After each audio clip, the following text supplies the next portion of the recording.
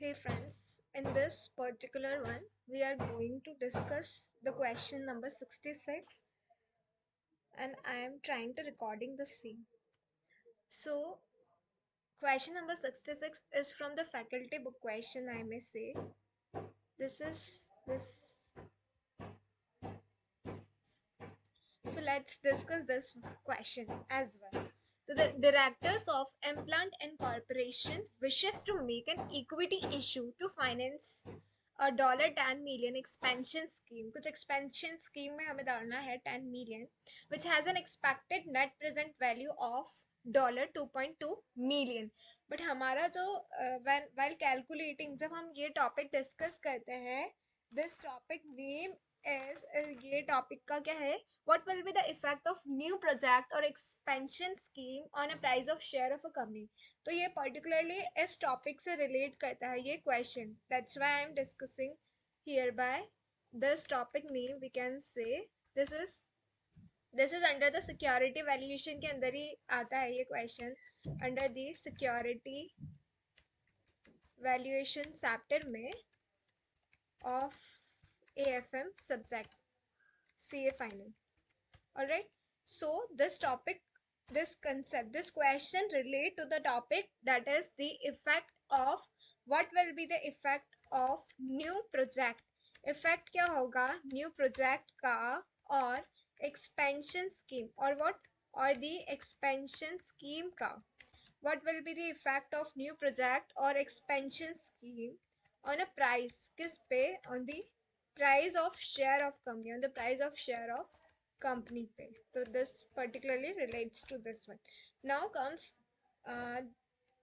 the question. यहाँ पे मैं NPV of the project दे रखा है, that is in $million, 2.2 million दे रखा है. Okay, we will consider it afterwards.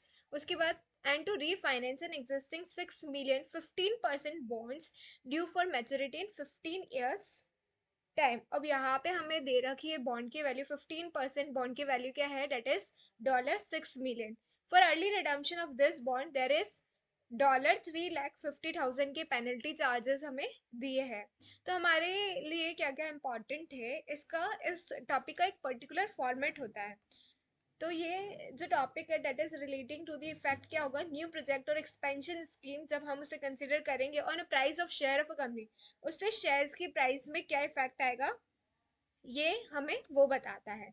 तो यहाँ पे जो इंफॉर्मेशन और जो data given in the question, यहाँ पे ये वाला इतना, ये एक्सपेंशन स्कीम से 10 मिलियन ऐसा होगा, बट हमें इसका रिस्पेक्टिव एनपीवी या तो कैलकुलेट करना पड़ता है अगर क्वेश्चन में नहीं दिया हो, but as this is given to given in the question to us directly, तो हम इसी को कंसिडर करेंगे. उसके बाद है रीफाइनेंसिंग एंड एग्जिस्टिंग बॉन्ड्स की वैल्यू दी है कि वो ड्यू है for maturity in 5 years. Refinance an existing 6 million 15% bond which is due for maturity in 5 years time. और अगर हम उसे अर्ली रिडीम करते हैं तो there will be the penalty charges लगेंगे. Company also obtained the approval to suspend this preemptive rights and make a $15 million placement of shares. यहाँ पे क्या करिए, कंपनी जो है और इक्विटी से पैसा मंगा रही है, वो प्रीएम्प्टिव राइट्स एंड जो भी है वो सब तो ठीक है, बट कितना पैसा मंगा रही है, that is amounting rupees $15 million placement of share which will be at a price of $0.5 per share. If you calculate the same, तो ये क्या आएगा, 15 million के जो ये डॉलर्स में ये अमाउंट है $15 million, और अगर अपन पर शेयर निकालेंगे 0.5, तो इसका अमाउंट कितना आएगा, that will be around $15 divide by when divide by 0.5 करोगे ना, तो it will be around 3 crore in rupees में आ जाएगा. फ्लोटेशन कॉस्ट ऑफ इशू जो है वो 4% ऑफ ग्रॉस प्रोसीड्स है. फ्लोटेशन कॉस्ट जो है 4% ऑफ ग्रॉस प्रोसीड्स, कितना पैसा इक्विटी से मंगाया है 15 बिलियन, तो उसका रिस्पेक्टिव अमाउंट से हम फ्लोटेशन कॉस्ट निकल जाएगा. Any surplus fund from issue will be invested in IDR in which currently yielding is 10% per year. तो हमें यील्ड दे रखा है 10% के अमाउंट से. उसके बाद हमारे पास आता है फर्दर डेटा. ऑर्डिनरी शेयर $1 पर शेयर. एग्जिस्टिंग में हमारे पास इक्विटी शेयर कितने हैं, डेट इज $7,000 एंड वो सारे डॉलर्स इन थाउजेंड्स में चल रहे हैं. उसके बाद share premium, free reserve, 15% bones हमें दिए हैं, ऊपर भी दिया था 6,000, ये जो भी अमाउंट है वो है। उसके बाद डिबेंचर्स का हमारा एसेट्स कोई यूज़ नहीं है, क्योंकि हम जिसको रिडीम कर रहे हैं intrinsic value of bond and वो ही कंसिडर करेंगे। Current market price of the share है $2 पर शेयर, डिबेंचर की मार्केट प्राइस भी दी है। Cost of capital of a company is 10% दी है हमें yield. It may be further presume that the stock market is semi strong from efficient and no information about to the proposed use of fund from the issue has been made available to the public. You are required to calculate हमें expected share price of a company once full, मतलब expansion के बाद market price क्या होगी share की वो निकालनी है। उसके अलावा हमें ये फैक्टर्स दे रखे हैं 10% पे, कितना दे रखा है 0.621 एंड फॉर 5 years का क्यूमुलेटिव दे रखा है 3.791। ये हमें कंसिडर करेंगे while we calculating the intrinsic value of bond को, जब हम कैलकुलेट कर रहे होंगे, क्योंकि हमें उसे रिडीम करना है अर्ली रिडम्पशन, तो वो सारा पेनल्टी और उसमें हमारा अमाउंट कैलकुलेट हो जाएगा। तो हम इस सोल्यूशन पे नहीं जाएंगे, हम अपना सेपरेट सोल्यूशन करेंगे फॉर द सेम। ऑलराइट, सो हम यहाँ स्टार्ट करते हैं। If we talk about the what will be the effect of a new project or expansion scheme, इस क्वेश्चन का if we see the things more closely, तो इसका एक पर्टिकुलर फॉर्मेट होता है while calculating that what will be the effect of new project, नए project से और एक्सपेंशन स्कीम से आपकी शेयर, मतलब क्या होगा कि आप एक न्यू स्कीम ला रहे हो तो उसकी वजह से आपके जो शेयर की प्राइस है उसमें क्या इफेक्ट पड़ेगा, वो सारी बात हमें करनी है। तो इसका एक पर्टिकुलर फॉर्मेट होता है while calculating the expected share price is calculated as follow। तो हम बोलते हैं while calculating the expected price of share, expected share price जब हम कैलकुलेटेड करते हैं is calculated as follows। इसका एक पर्टिकुलर फॉर्मेट होता है, we have the format for calculating the expected price. इसको हम कैलकुलेट करते हैं, कैसे करते हैं, हमें देखना होता है कि व्हाट इज़ दी हमारी जो मार्केट वैल्यू क्या है existing, what is our market value of existing.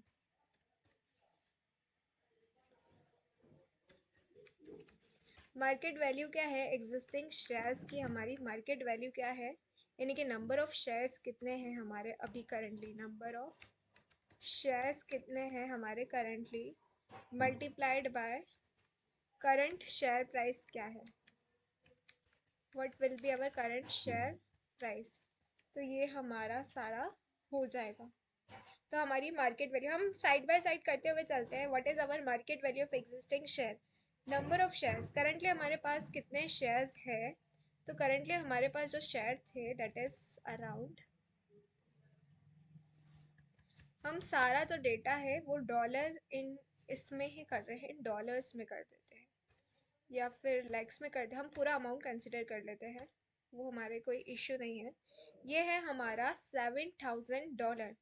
तो $7,000 हमारा है, 7,000 मल्टीप्लाई बाय 30, तो ये आ जाएगा हमारा around 70 lakh. 70 lakh divide by $1। Number of shares कितने आएंगे हमारे, नंबर ऑफ शेयर्स ये हमारा है 1 2 3, 1 2 3।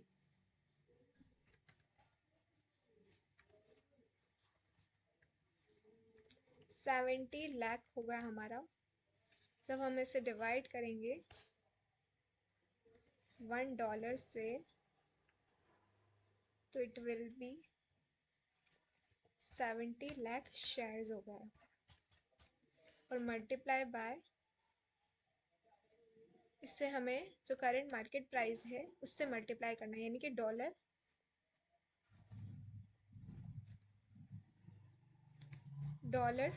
से। तो अकॉर्डिंगली ये हमारा आ जाएगा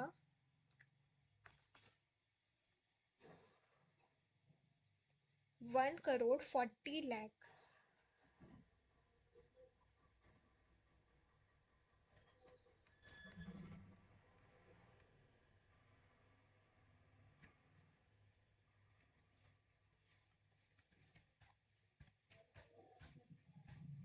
उसके बाद हमें कंसिडर करना होता है, वी नीड टू ऐड,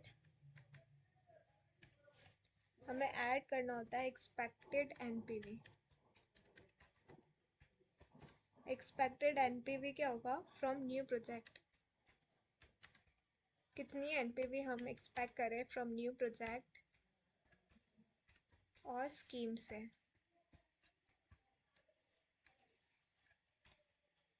तो ये हमें डायरेक्टली क्वेश्चन में डेटा दिया है, इसका एनपीवी डायरेक्टली दी है, दैट इज $2.2 मिलियन। तो हम इसे $2.2 मिलियन को लैख में कन्वर्ट कर रहे हैं। $2.2 मिलियन है और हमें पता है 1 million is equals to 10 lakh. तो अकॉर्डिंगली हम इसे 2.2 मिलियन से कैलकुलेट करेंगे तो हमारा कितना आ जाएगा? 2.2 मल्टीप्लाई बाय भी 10 लाख कर देंगे तो इट विल बी 22 लाख। तो ये हमारा आ जाएगा, दैट विल बी 22 लाख। उसके बाद हमारा आता है नेक्स्ट इज द इशू, मतलब कितना हमें प्रोसीड्स हो रहा है फ्रॉम इक्विटी शेयर्स, कितना अमाउंट रेज है from equity shares to finance the project. उसके भी हमें ऐड करना होता है, add amount to be raised from, what is the amount to be raised from equity shares, कितना अमाउंट हमें रेज करना पड़ेगा इक्विटी शेयर्स से। तो हमें यहाँ दिया है 15 million, 15 million that is also in dollars में दिया था हमें। तो ये अमाउंट तो सब डॉलर्स में चल रहा है,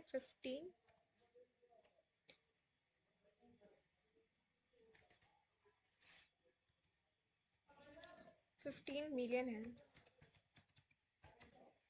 तो अकॉर्डिंगली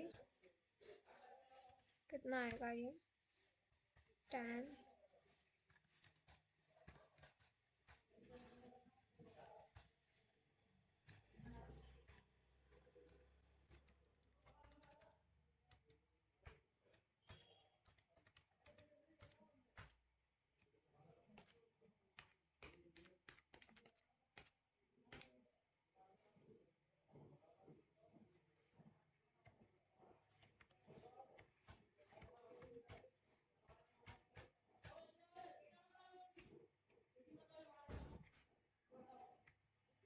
हाँ हाँ।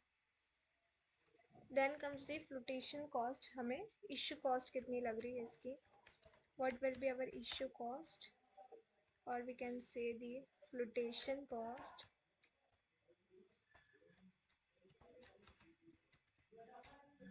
Flotation cost will be 1 crore 50 lakh multiply by 4 divide by 100. So it will be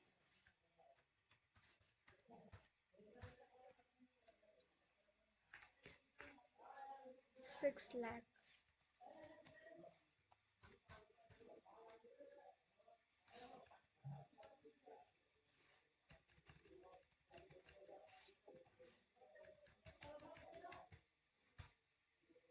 Flotation cost हो गई हमारी। Then next come आता है हमारा, that is the any another benefit like benefit on early redemption of bond। क्या हमें कोई और भी benefit हो रहा है क्या? तो उसे हम add कर लेते हैं। Any other, कोई भी अगर किसी दूसरे टाइप का any other, if there is any other benefit हो रहा है हमें किसी भी टाइप का from the early redemption of bond, तो हमें उसे कंसिडर करना होता है। For that we need to calculate the intrinsic value of the bond. उसके लिए हमें कैलकुलेशन करना होगा intrinsic value of the bond, क्योंकि हमें जैसे सपोज कोई भी दूसरा बेनिफिट है क्या from the early redemption of the bond को अर्ली रिडीम करने से, तो उसके लिए for that we need to calculate firstly the intrinsic value of the bond. What will be the intrinsic value of bond? Intrinsic value of bond क्या होगा, उसमें से हमें इसका नेट करके बताना होगा, लेस करना होगा face value of bond plus face value क्या है और प्लस पेनल्टी, अगर कोई भी पेनल्टी है ऑन दी अर्ली रिडम्पशन, तभी हमें उसका एक्चुअल अमाउंट पता चल जाएगा। तो फेस वैल्यू तो हमें दी है इन the question, that is 6 million है फेस वैल्यू, 6 मिलियन यानी कि 60 लाख हो जाएगी। और there is a penalty also given in the question, that is $3,50,000, तो 63,50,000 हमारा अकॉर्डिंगली अमाउंट आ जाएगा। तो ये कितना है 60 लाख, तो हमारा फेस वैल्यू है बॉन्ड प्लस 3,50,000 का हमारा है, that is amounting rupees this. तो ये कितना आ जाएगा, आइडियली इट विल बी 63,50,000, और इसका जो हमारा अमाउंट है वो हमें कैलकुलेट करना होगा। What will be the intrinsic value of the bond, intrinsic value of the bond क्या होगी, इट विल बी, हमें जो बॉन्ड दे रखा है वो 60 लाख का है, 60 लाख का बॉन्ड है, और उस पर जो हमारा कैश फ्लो कूपन, जो हमारा यील्ड है वो तो 10% है, और उसके अलावा जो हमारा कूपन इंटरेस्ट है वो कितना है, जो कूपन है दैट इज 15%। तो वाइल कैलकुलेटिंग, जब हम कैलकुलेट करेंगे फॉर फर्स्ट 5 ईयर,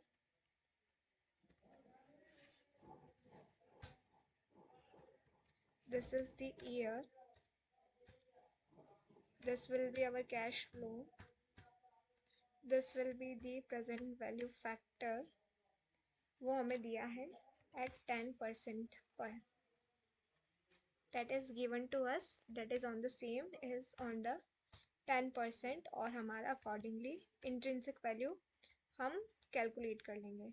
यहाँ हमारा कैश फ्लो कितना आएगा, 60 लाख का 15% it will be 9 lakh,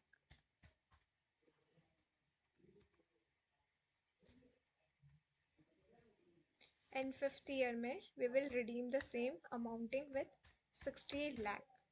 is there any benefit on early redemption और नॉट, वो तो हमें फर्दर कैलकुलेट करके पता चलेगा। हमें क्वेश्चन में आगे डेटा में गिवन है फॉर दी 5 ईयर्स जो क्यूमुलेटिव एन्यूटी फैक्टर है 3.791, इट विल बी 3.791, और फॉर दी 5th ईयर में इट विल बी 0.621, 0.621।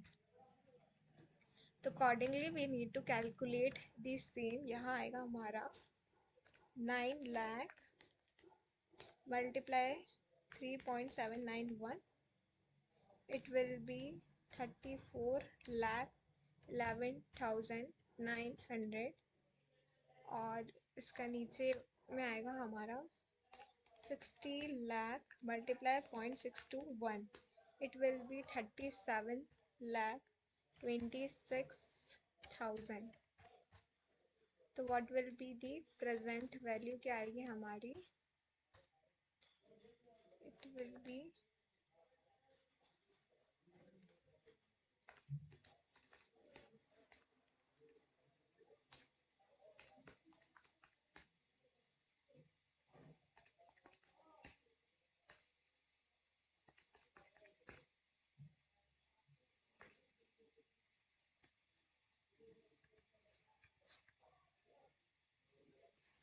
71,37,900, अकॉर्डिंगली ये आ जाएगी हमारी।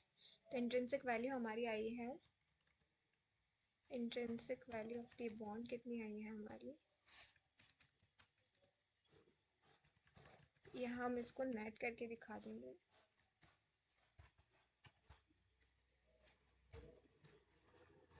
इंट्रिंसिक वैल्यू है 71,37,900, और जब हम इसका नेट करेंगे नेट अमाउंट हमारा आ जाएगा 63,50,000, इट विल बी 7,87,900,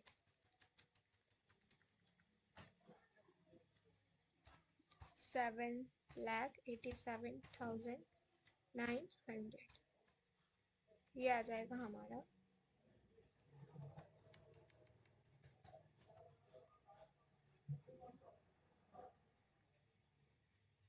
तो इतना बेनिफिट हो रहा है अगर हम अर्ली रिडीम कर रहे हैं बॉन्ड को तो अकॉर्डिंगली। उसके अलावा क्वेश्चन में हमें और कुछ एज सच नहीं दिया है।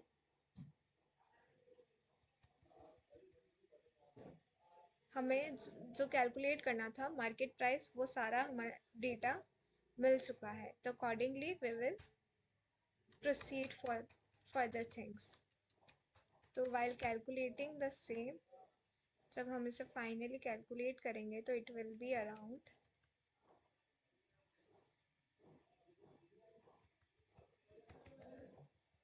From the beginning it will be 1 crore 40 lakh plus 22 lakh plus 1 crore 50 lakh minus 6 lakh as an flotation cost, and then the benefit, associated benefit, that is the 7,87,900. तो it will be come as हमारा जो amount आएगा finally it will be 31 lakh, sorry, it will be 313,87,900, ये वाला हमारा amount आएगा।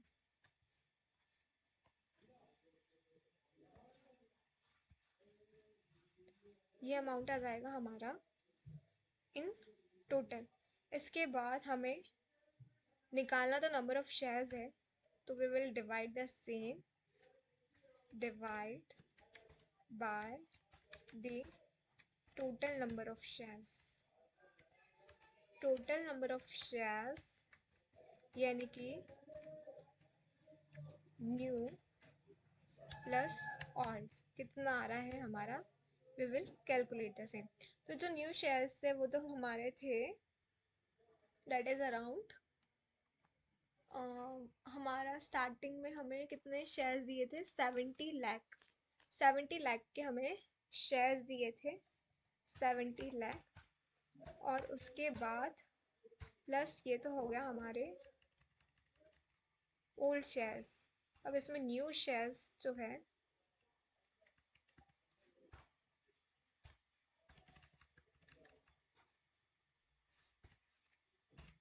New shares कैसे आएंगे, हमारा कितना था 15 मिलियन, यानी कि 1 करोड़ 50 लाख का तो हमारे न्यू शेयर्स थे।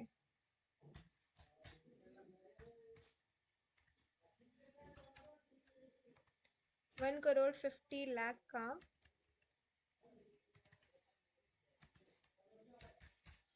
Divide by 0.50,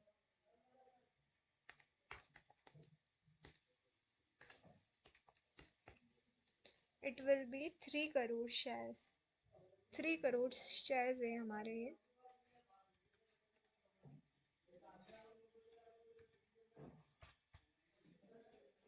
3 crore shares plus 70 lakh, तो इट विल बी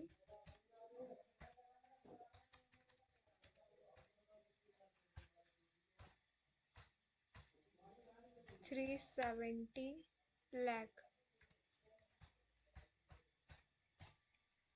शेयर्स। तो what will be the net, net कितना होगा,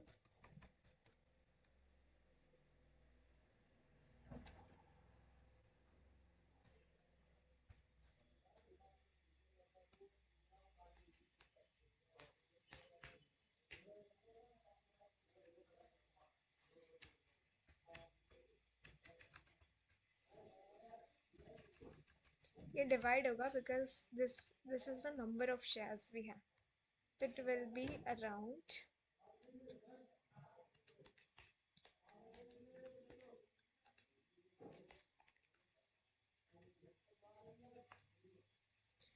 0.84 शेयर्स होंगे इन डॉलर्स।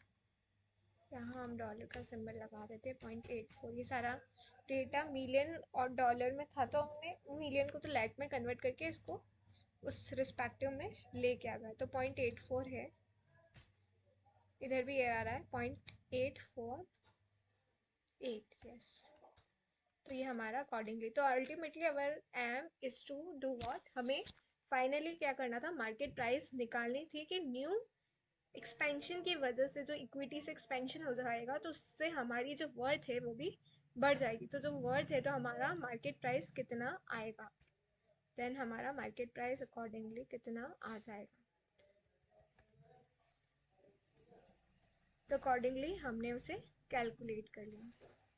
ऑलराइट।